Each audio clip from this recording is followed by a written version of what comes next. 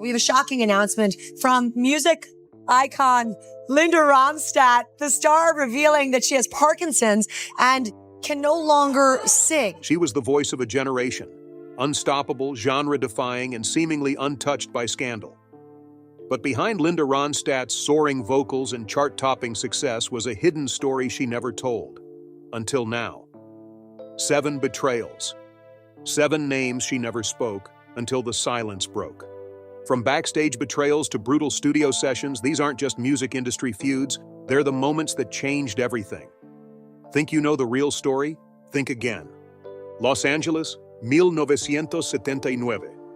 The air outside the Troubadour is thick with music, cigarette smoke, and the kind of excitement that only comes when something unpredictable is about to happen. Inside, it's business as usual. Bands doing their sound checks, techs running cables, glasses clinking behind the bar, and industry people floating between rooms, catching glimpses of legends just trying to relax before their set. Then, without warning, the atmosphere shifts. A young assistant rushes into the promoter's office. He's pale, visibly rattled, and out of breath. Linda Ronstadt has just walked out. Again. She didn't say a word. She just saw a name on the set list, turned around and left. No explanation. No scene. Just gone. People around the venue knew better than to ask too many questions. Rumors swirled. Speculation ran wild. But Linda? She said nothing. Not to the press, not in interviews, not even in her own memoir. For decades, that silence was interpreted as grace, professionalism, or simply disinterest in drama. Now, all these years later, that silence is finally being broken. Not for the sake of revenge or gossip, but as a way of telling the full story of a career built not just on talent, but on endurance. Because behind Linda Ronstadt's calm, composed exterior was a history shaped by a series of personal and professional betrayals. And one of the first names on that list is someone who went on to become one of the most recognizable figures in American rock music, Don Henley. Before the Eagles were a global phenomenon, Don Henley was just a drummer and occasional backup vocalist. In the early 1970s, Linda Ronstadt was the star. Her blend of country, rock, and folk was attracting growing crowds and industry respect. She was already headlining national tours. Don Henley was hired as a part of her backing band. Grateful, eager, and in his own way, talented. Linda gave him his first real break in the music world. She didn't just provide exposure, she helped him find his footing in an industry that can chew people up before they even get started. But as the Eagles took off, things changed. The band, initially formed out of Linda's touring lineup, rapidly found their own sound and started climbing the charts. With every hit, Don Henley's image evolved, from the quiet drummer in the background to one of the most dominant creative forces in rock. He wasn't just playing anymore, he was leading. According to people who were there, Henley's attitude began to shift as the band's fame exploded. What had once been a working relationship based on mutual respect started to crack under the pressure of ego and ambition. The Eagles, who had opened for Linda not that long before, were now one of the most in-demand bands in the country.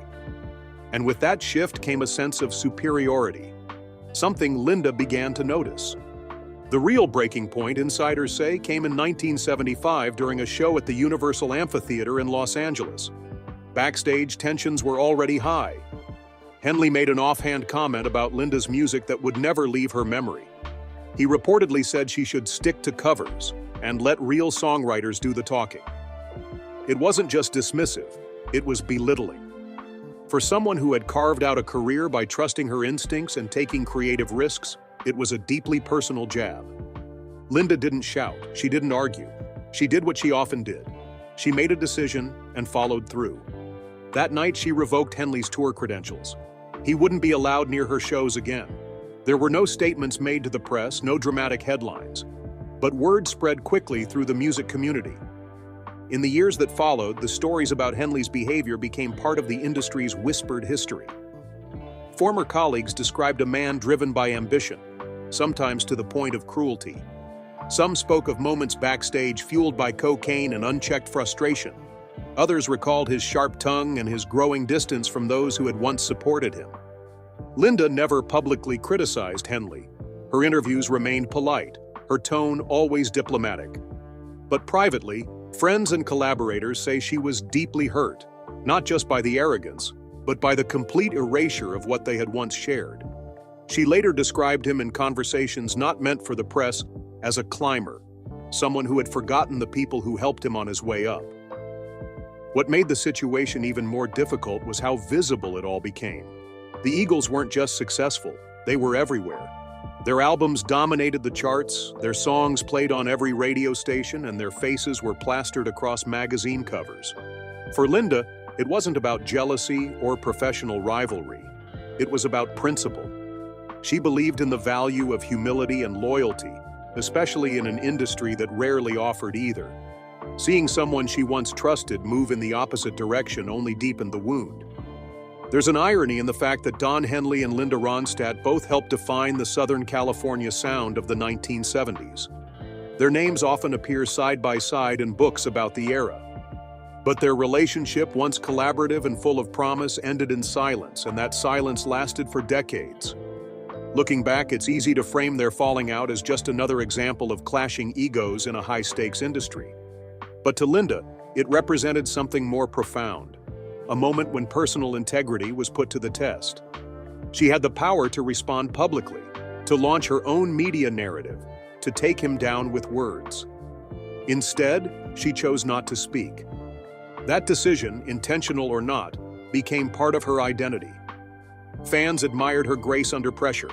Critics respected her refusal to play into the industry's drama.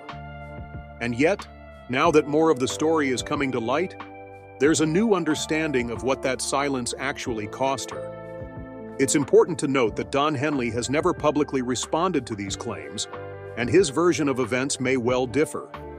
The music world is rarely black and white, and relationships, especially ones built under the spotlight, are complicated. But what's clear is that for Linda, that particular chapter in her life marked a turning point. It wasn't the only time she would experience betrayal, and it certainly wasn't the last. But it was one of the earliest, and in many ways, it set the tone for how she would handle conflict throughout her career. Quietly, decisively, and with an understanding that sometimes the most powerful thing you can do is walk away. This story, like many in Linda Ronstadt's career, has more layers than headlines ever captured. It's about friendship, trust, ambition, and the invisible lines we draw when those things are pushed too far. And in breaking her silence now, she's not just revisiting old wounds. She's offering a clearer, fuller picture of what it really means to survive in the music business.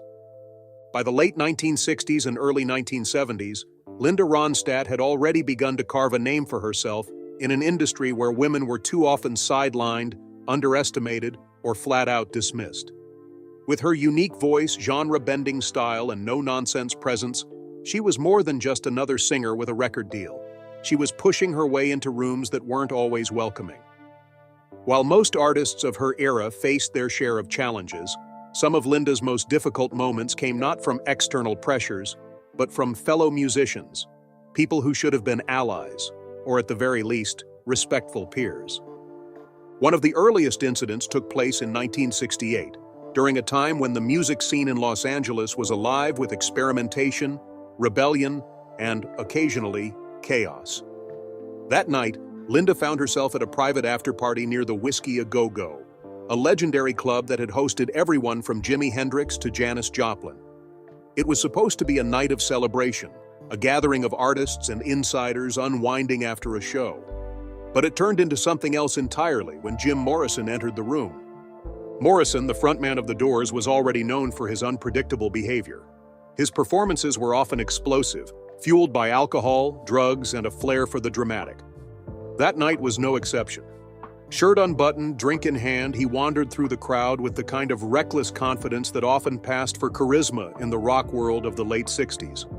When he spotted Linda, what followed was not a charming introduction or a polite hello. Without warning, Morrison pulled her on stage mid-performance. Accounts vary on what exactly happened in those few chaotic moments, but what's consistent is that it was neither consensual nor welcome. Linda, caught off guard, was suddenly thrust into the spotlight. Then Morrison leaned in and tried to kiss her. It wasn't part of the act. It wasn't rehearsed. It was unprofessional and uncomfortable. Linda instinctively pulled away, and Morrison, already unsteady, lost his balance. He stumbled, hit the mic stand, and nearly sent the entire setup crashing to the floor. The crowd didn't know how to react. Some gasped, others laughed nervously. But the moment stuck, passed around in industry circles, whispered about in late-night radio interviews, and etched into Linda's memory. Morrison never apologized. In fact, when asked about it later, he brushed it off, referring to Linda as sweet but spineless. The comment wasn't just condescending, it reflected a broader attitude that women in music, especially those who didn't play into the wild rock persona, were somehow less significant. Linda never responded publicly. That wasn't her way. But friends who were close to her at the time remember her calling Morrison a brilliant wreck, someone who brought destruction wherever he went. To her, the incident was symbolic of a larger problem: how male artists were often excused for bad behavior, while women were expected to quietly endure it. It wasn't just about one night or one insult. It was about how the industry operated and how it too often looked the other way when lines were crossed. A few years later, Linda would face another confrontation, one that was less dramatic but no less painful. This time it wasn't about personal boundaries or physical discomfort. It was about being dismissed as an artist, even by someone who supposedly shared her values. In 1976, Linda agreed to perform at a benefit concert in support of farm workers' rights. The cause mattered to her. She'd always believed in using her platform to support the underrepresented. Sharing the bill was Neil Young, a fellow activist and one of the era's most respected songwriters. On the surface, it seemed like a natural fit. Two strong voices coming together for a shared cause. But things quickly went wrong. According to those who were backstage, Neil Young began questioning Linda's artistic choices even before the show began. He rejected some of her setlist suggestions. He allegedly told others that her sound was too commercial for a protest concert. And after the performance, he made comments to the press suggesting that Linda wasn't built for political music, that she lacked authenticity. For Linda, those remarks cut deep. They didn't just question her talent, they questioned her integrity. She had shown up not for exposure or applause, but because she genuinely believed in the cause. To be painted as hollow or opportunistic by someone she had admired was not only disappointing, but deeply hurtful. That night, she left the venue in tears. From that point on, she never performed with Neil Young again. Behind closed doors, she told friends that Neil's activism, while well-meaning, was undermined by his arrogance. She respected his music but found his behavior at odds with the values he claimed to champion. It wasn't just about ego. It was about the need for mutual respect, something she found lacking in too many of her male contemporaries. If Morrison's actions bruised her emotionally and Neil Young's criticism hurt her personally, the next moment left her artistically shaken. In 1974, Linda had the opportunity to collaborate with Frank Zappa. Known for his boundary-pushing music and fearless approach to genre, Zappa was seen by many as a genius. His work was often complex, unconventional, and unapologetically different. Linda, who had always been curious and willing to take risks, saw potential in working together. Their meeting started with a promise. Linda expressed interest in recording one of Zappa's tracks, hoping to explore new musical territory. But almost immediately, the atmosphere in the studio turned cold. Zappa wasn't just critical, he was openly dismissive. He told Linda that her sound was too sanitized, implying that she was trying to dilute his music to make it more palatable for mainstream audiences. The real breaking point came during a rehearsal. In front of an entire room of musicians, Zappa stopped the session abruptly and said, "This is what happens when you hand real music to a pop singer." The room fell silent. Linda didn't shout or argue. She simply packed her things and left. She never returned, and the collaboration was quietly abandoned. Again, there were no public statements, but those close to her recall that the experience stayed with her for a long time. She referred to Zappa as brilliant but brutal, a man whose intellect was impressive, but whose approach left little room for collaboration or kindness. All three of these moments, Morrison's unwanted attention, Young's political criticism, and Zappa's artistic cruelty, show a pattern that's difficult to ignore. In each case, Linda wasn't just responding to a single incident. She was navigating a broader culture that often expected women in music to accept less, endure more, and stay silent through it all. What makes these stories particularly striking is not the drama or the conflict, but Linda's consistent response. She didn't air her grievances in public. She didn't go to the press. Instead, she chose to protect her peace and preserve her dignity. That kind of restraint is rare, especially in an industry that often thrives on scandal. But it also came at a cost. Holding in those experiences meant that few people really understood what she was facing behind the scenes. By the late 1970s, Linda Ronstadt had become more than just a successful recording artist. She was an institution. With multiple hit albums, sold-out tours, and a voice recognized as one of the most versatile in modern music, she had proven time and again that she could hold her own in an industry still dominated by men. But success didn't shield her from betrayal. In fact, some of the deepest wounds came from people she had once considered part of her inner circle. These weren't just professional disagreements. They were personal breaks, moments when trust was lost, and respect was replaced by dismissal or outright attack. Among those who left a lasting mark was David Crosby. In the early days of the Laurel Canyon scene, Crosby and Ronstadt were part of a tightly knit group of musicians who were changing the face of American music. Crosby, already known for his work with the Byrds and later Crosby, Stills and Nash, was widely respected for his vocal harmonies and sharp songwriting. Ronstadt, on the other hand, was pushing boundaries with her genre-crossing sound and powerful voice. They moved in the same circles, shared stages, and for a time shared an understanding of what it meant to be a musical pioneer in a time of cultural upheaval. Their working relationship seemed natural. They were both products of the same moment, artists rooted in folk, rock, and the counterculture ideals that came with it. But what began as collaboration eventually unraveled. In 1978, during a vocal session for what was intended to be a collaborative track, Linda suggested a key change to better suit her range. According to those who were present, Crosby dismissed the idea with a remark that struck a nerve. "You should learn to adapt." It might have seemed like a minor disagreement to someone on the outside, but to Linda, the comment was loaded with condescension. It wasn't just a critique of a musical choice, it was a dismissal of her experience and intuition, something she had built over years of working at the highest level. The exchange escalated, and what should have been a brief tension between professionals turned into a heated argument. Word of their clash quickly leaked beyond the studio walls. Within days, whispers turned into headlines. The press framed it as a feud, something juicy to feed a public hungry for drama. Crosby, for his part, didn't hold back. In a Rolling Stone interview, he described Linda as manufactured, a phrase that cut especially deep. For someone like Linda, whose success had come not from marketing gimmicks but from raw talent, tireless work, and unshakable instincts, the implication that she was somehow fake was more than insulting. It was a betrayal of the very values they had once shared.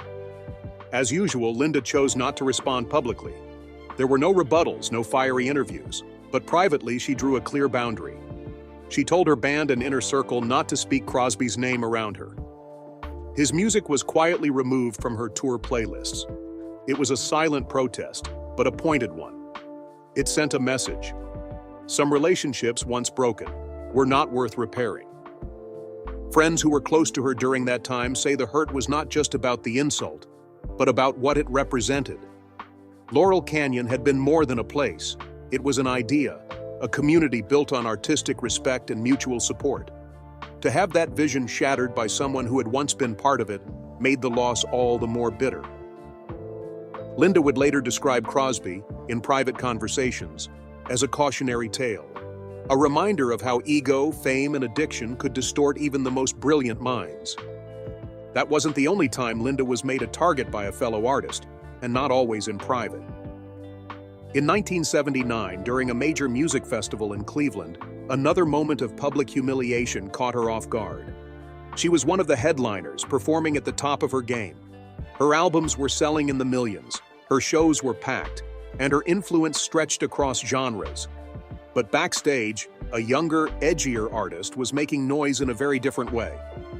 Elvis Costello was part of the new wave of musicians coming out of Britain, sharp, clever, and not afraid to say exactly what he thought.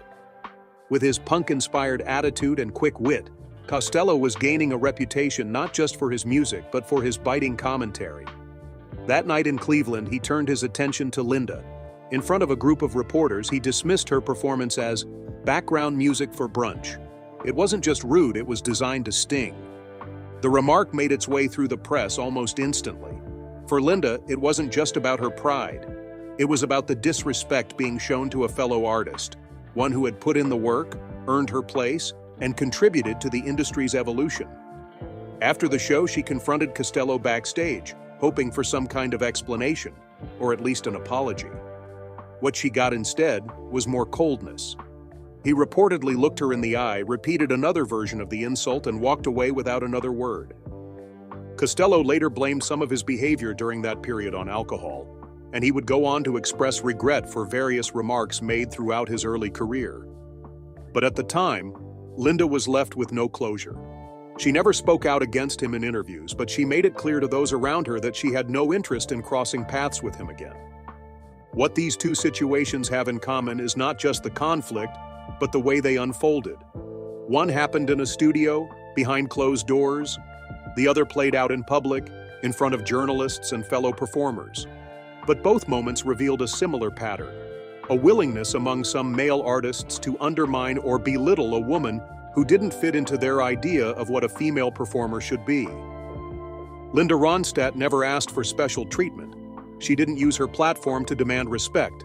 She earned it, one performance at a time. But that didn't stop some people from trying to knock her down. Whether it was Crosby's thinly veiled insult or Costello's outright sneer, the message was often the same. She didn't belong in the same category as them. She was too polished, too popular, too female. Yet throughout it all, she stayed focused on the work. Her approach to handling these moments wasn't to retaliate or fight back in the press. It was to keep making music that spoke for itself. And it did. Her voice continued to fill concert halls, her albums kept topping charts, and her fans never stopped showing up. In the end, her silence wasn't weakness, it was strength. It was a choice to keep her integrity intact, even when others tried to drag her into the mud. By the early 1980s, Linda Ronstadt had experienced just about everything the music industry could throw at her. From artistic breakthroughs to personal betrayals, she had stayed the course, relying on her instincts and resilience more than industry politics or public feuds.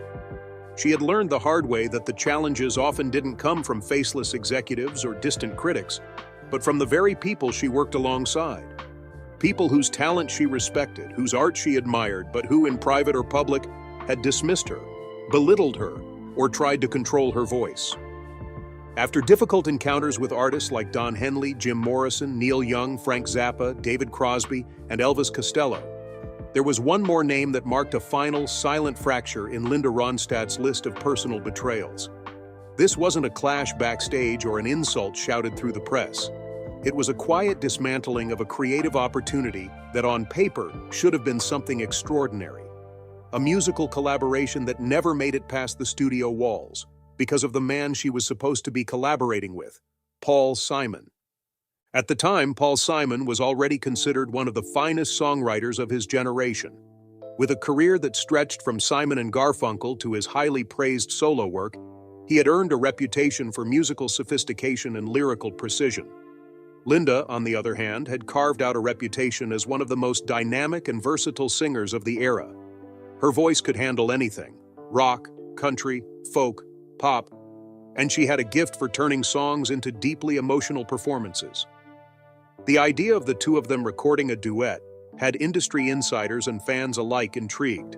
It seemed inevitable, even perfect, but it wasn't. From the moment they entered the studio, Linda sensed that something was off. She was used to working in a space of mutual respect, where creative input was shared and collaboration was genuine. But Paul Simon had a different approach. According to those familiar with the session, Simon quickly began offering frequent corrections, not to musical structure or lyrics, but to Linda's vocal delivery. He interrupted takes, adjusted phrasing, and suggested changes that Linda found unnecessary or even patronizing. While some direction is normal in a studio setting, this felt different. It felt like control. Simon also made changes to the lyrics without consulting her, sometimes moments before a take. For a singer like Linda, who valued preparation and emotional connection to the material, this approach created a tense and uncomfortable atmosphere. The chemistry that was supposed to bring the song to life simply wasn't there. The more Simon pushed, the more disconnected Linda felt from the project. She later described the experience in private conversations as feeling like she was being treated more like a student than a partner. It wasn't about being sensitive to criticism. It was about being denied the space to contribute as an equal. One of her close collaborators recalled that Linda felt like she was being scolded by a headmaster, rather than working with a fellow artist. Every suggestion she made was met with resistance. Every note she sang was put under a microscope. The song they were working on, never officially released, was eventually shelved. Not because of technical issues or scheduling conflicts or label politics, it simply never came together. And for Linda, the emotional cost was higher than the professional one. She had walked into the collaboration excited, open, ready to create something unique. She walked out feeling dismissed and diminished. She didn't speak publicly about the session, that wasn't her style. But behind the scenes, she made a decision that she would never work with Paul Simon again. Not because of one bad day in the studio, but because of how that day made her feel. Like her voice didn't matter. Like her experience wasn't enough. Like her artistry could be managed, rather than embraced. Of all the stories Linda kept to herself for decades, this one was perhaps the quietest. There was no dramatic fallout, no headlines, just a door that quietly closed and never opened again. But in many ways, it was the final chapter in a series of moments that shaped how she moved through the rest of her career. After Paul Simon, she became even more protective of her space. She chose her collaborators carefully. She focused on projects that allowed her to express herself freely without interference or second-guessing. What ties all these experiences together, from the public humiliation to the private studio tensions, is not just Linda's response, but her refusal to let those moments define her. She never sought out conflict. She never retaliated. Instead, she continued to evolve. She moved into musical theater. She explored traditional Mexican music. She took risks that other artists might have avoided for fear of losing commercial appeal. And yet she kept proving that authenticity mattered more than trends. In hindsight, it's clear that Linda Ronstadt's legacy wasn't just built on talent, but on endurance. She survived in an industry that often rewarded ego over empathy and flash over consistency. She held her own in rooms full of powerful men, many of whom didn't see her as an equal. And she did it without playing the game on anyone else's terms. Over time, her silence about these betrayals became part of her image, an image of grace, composure, and quiet strength. But silence has its own weight. It's not always peaceful. Sometimes it's protection, sometimes it's self-preservation, and sometimes it's just a way to keep moving forward when the noise around you becomes too much to bear. When Linda finally began sharing these stories, not to the tabloids, but in thoughtful interviews and close conversations, it wasn't about bitterness. It wasn't about revenge. It was about truth, about showing the full picture of what it meant to be a woman in an industry that could be both glamorous and cruel, and about honoring the parts of her journey that had stayed hidden for too long. These revelations don't change the music. Her songs still resonate. Her voice still moves people. But they add depth to the story behind that voice. A story of strength in the face of disrespect, of calm in the face of chaos, of a woman who chose dignity when she could have chosen drama, and whose legacy is all the richer because of it. 7 musicians, 7 moments, 7 breaks in trust. And through it all, Linda Ronstadt kept singing, kept showing up, kept building a career that didn't just survive the harsh realities of the music world, but transcended them. In finally speaking up, she hasn't torn anyone down. She simply filled in the silences, reminding everyone that the strongest voices often come from those who chose to speak only when it truly matters. And maybe that's the real story. Not just who hurt her, but how she rose, every time, with a little more clarity and a little more fire.